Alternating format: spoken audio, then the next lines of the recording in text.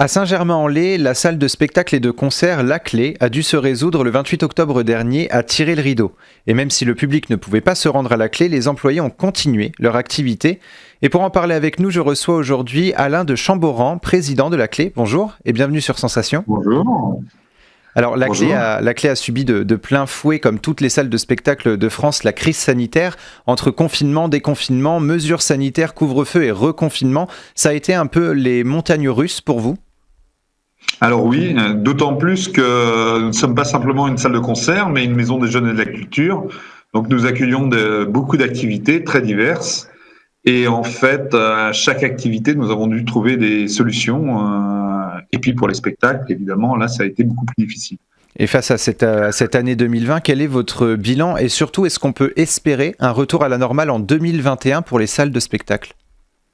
Alors en 2020, on a dû apprendre à utiliser, en tout cas pour les activités, des outils qu'on ne connaissait pas du tout, comme Zoom, comme Teams, comme Padlet, et enfin un ensemble d'outils qui maintenant sont connus de tous, mais qui à l'époque nos enseignants ne connaissaient pas du tout.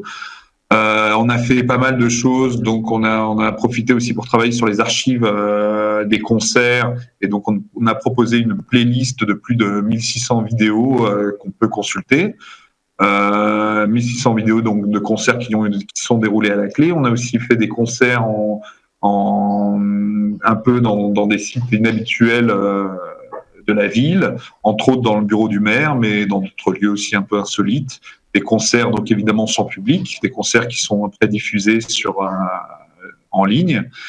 Pour le 21, malheureusement, on a très peu d'éléments sanitaires qui nous permettent de juger si on va pouvoir ou pas continuer. Tout le monde peut y aller de ses prédictions et tout ça, mais je ne sais pas. Mais en tout cas, en tout cas pour les concerts, je ne sais pas s'il y aura quelque chose d'ici la fin de l'année. Et alors, à partir d'avril, mais avant ça. Alors justement, vous l'avez dit, pendant ce second confinement, vous avez décidé de prendre le taureau par les cornes et de proposer aux citoyens des mini-concerts en live. Comment est-ce que vous vous êtes organisé justement pour proposer ces mini-concerts et quels étaient les objectifs ? Alors il y a deux objectifs. C'est déjà de proposer aux gens qui nous suivent quand même quelque chose, parce que si on voit que depuis mars, on a eu très peu de propositions. On a quand même réussi à faire quelques concerts en présentiel, puisqu'on a eu, je dirais, 6 concerts en présentiel, dans des situations différentes, puisque il y a eu des concerts avec jauge réduite, avec public masqué, des concerts avant 21h. Donc, on est passé entre les différentes recommandations sanitaires. Et bon, finalement, là, on peut plus rien faire. Et puis, c'était aussi de penser aussi à beaucoup d'artistes qui, pour le moment, sont un peu en désarroi, parce qu'il y a peu de choses qui leur sont proposées. C'était aussi de continuer à faire vivre un peu toute cette scène artistique en proposant des concerts et en donnant la possibilité de jouer. Et donc, on a fait jouer en priorité, bien sûr, des artistes qu'on connaissait bien, qui tournaient autour de la structure.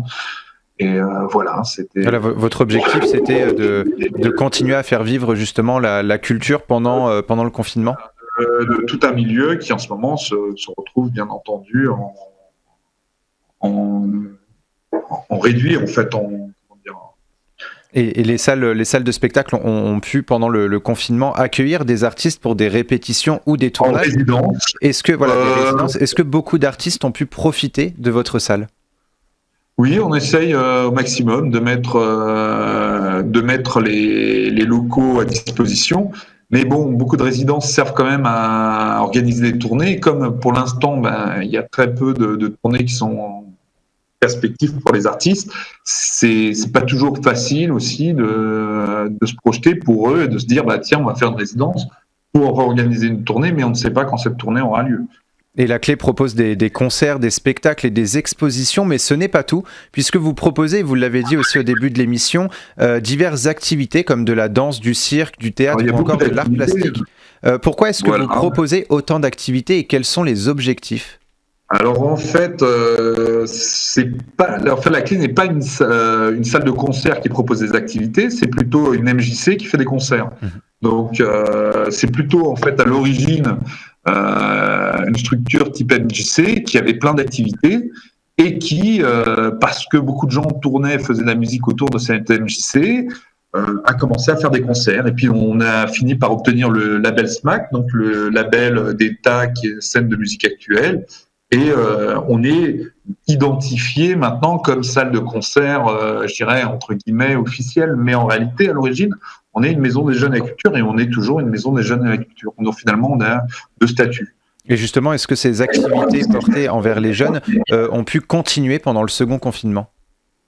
Alors voilà, c'est ce que je disais, c'est que nos intervenants ont dû apprendre à maîtriser des outils qu'ils ne connaissaient pas avant, hein, comme tout ce qui permet de faire des cours en visio, Team, les Padlet, tout ça. Ça a été un peu au début assez compliqué. Mmh. Et là, le deuxième confinement, finalement, on a acquis l'expérience du premier confinement et ça passe plutôt bien. Mais bon, évidemment, rien ne vaut les cours en présentiel. Oui, voilà, c'est ça. On préfère toujours un peu plus les cours en présentiel que les cours en distanciel. Le 10 décembre, Jean Castex a annoncé que les salles de spectacle ne rouvriront pas avant le 7 janvier si les conditions le permettent. Est-ce que, avant les annonces, vous avez cru justement à la réouverture de votre salle de spectacle le 15 décembre ? Alors moi, personnellement, non.